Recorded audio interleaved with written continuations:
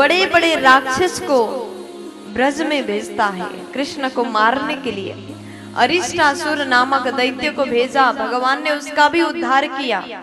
फिर कंस ने केसी नामक दैत्य को भेजा, भगवान ने उसे भी मार दिया। उसके बाद व्योमासुर नामक दैत्य को कंस ने भेजा, भगवान ने उसे भी मार दिया। उसके बाद अब कंस ने विचार किया, ऐसे तो जितने भी राक्षस को भेजूंगा सबको कृष्ण मार रहा है, अब कोई नया प्लानिंग करना पड़ेगा। तो अक्रूर जी के पास में कंस गया, उसने कहा कि हे अक्रूर जी, आप ब्रज में चले जाइए। अक्रूर जी ने कहा क्यों? कंस बोला कि जाइए और जाकर के कृष्ण बलराम को निमंत्रण करके आइए। अक्रूर जी ने पूछा ऐसा क्या है, किस लिए बुला रहे हैं आप? कंस बोला कि मैं धनुष यज्ञ का आयोजन करने जा रहा हूँ और मेला भी होगा, इसी बहाने कृष्ण बलराम यहाँ आएंगे और उसी समय दोनों का वध कर दूंगा। अक्रूर जी विचार करते हैं कितना मूर्ख है ये, कंस भगवान को मारने की सोच रहा है, भगवान को मारने की योजना बना रहा है, लगता है इसका अंतिम समय निकट है। अक्रूर जी महाराज, अब उसके बाद में अक्रूर जी बोले कि महाराज ठीक है, मैं अवश्य जाऊंगा, कृष्ण बलराम को आपकी तरफ से निमंत्रण करके आऊंगा। देखो राजा का आदेश तो मानना पड़ता है, भले ही राजा कैसा भी हो, आदेश मानना पड़ता है, भय के कारण भी मानना पड़ता है। अक्रूर जी जानते हैं कि भगवान जैसे आएंगे तो वो इसका उद्धार कर देंगे। रात भर अक्रूर को नींद नहीं आई। सुबह होते ही अक्रूर जी रथ में बैठ गए और मन में विचार कर रहे हैं। रथ में बैठ करके अक्रूर जी महाराज गोकुल की तरफ ब्रज की ओर प्रस्थान करते हैं। जैसे ब्रज की ओर अक्रूर जी चले प्रस्थान करते, उन्होंने मन में सोचा, विचार किया, न जाने कौन से जन्म का पुण्य का उदय हुआ, मैं अक्रूर भगवान को आज देखने जा रहा हूँ, दर्शन करने का सौभाग्य हमको प्राप्त हो रहा है। अक्रूर जी महाराज मन में विचार करते क्या सोच रहे हैं, किम मया चरितम भद्रम किम ताक्तम परमं तपाः किम बाथा प्यर्हते दत्तम यद्रक्ष्याम्यद्य केशवम्। न जाने कौन से जन्म में मैंने कठोर तपस्या किया था, जिसके कारण मैं आज कृष्ण को देखने जा रहा हूँ, कन्हैया से मिलने जा रहा हूँ। सुबह के निकले, शाम के समय गोदोहन काल में अक्रूर जी पहुंचे हैं वृंदावन में।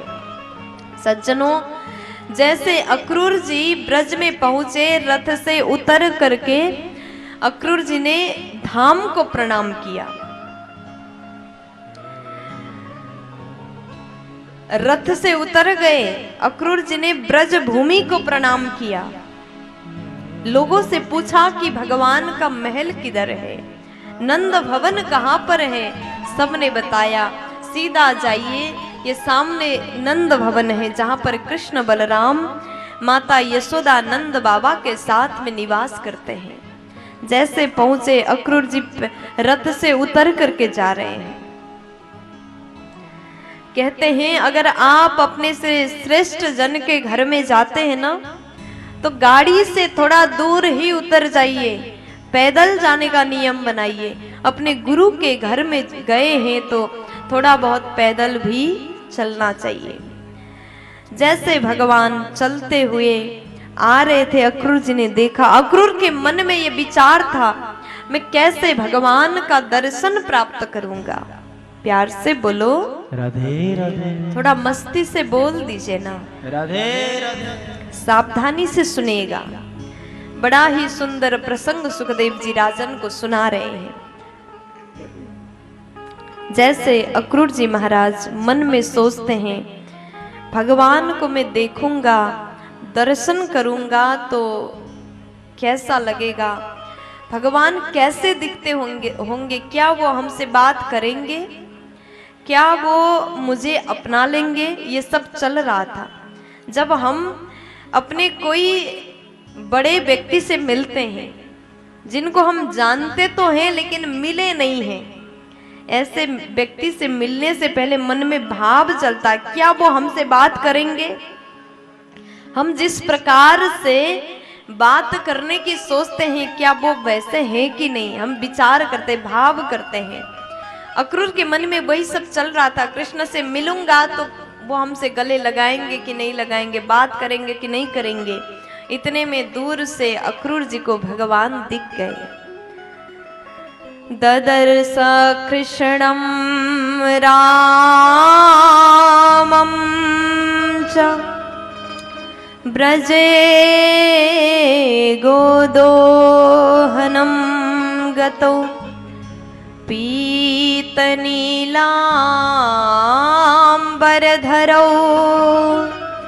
शरदं बुरुहे क्षणौ।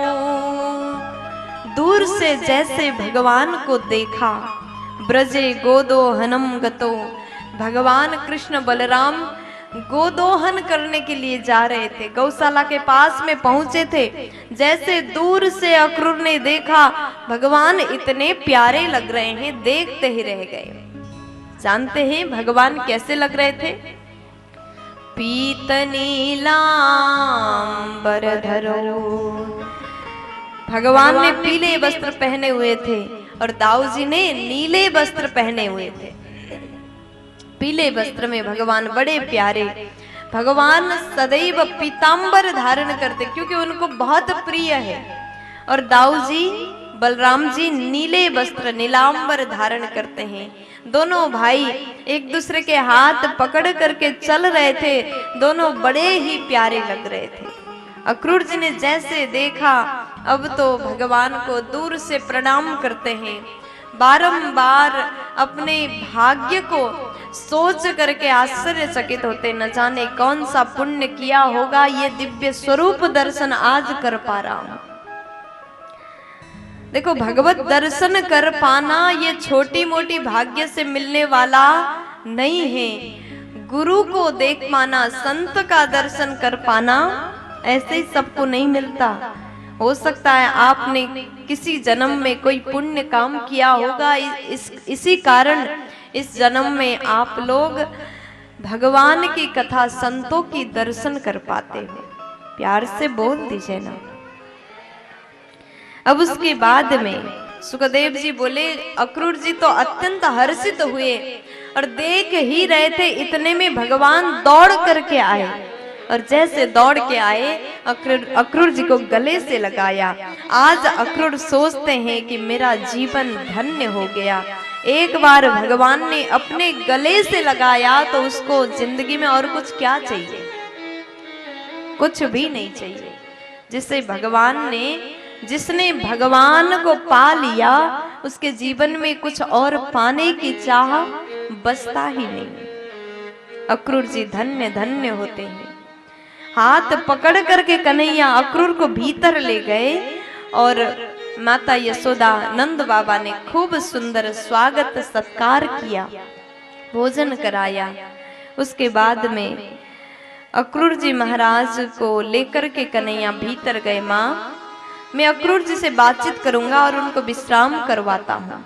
दोनों भाई अक्रूर को लेकर के भीतर कक्ष में गए, सुंदर पलंग में विराजमान कराया।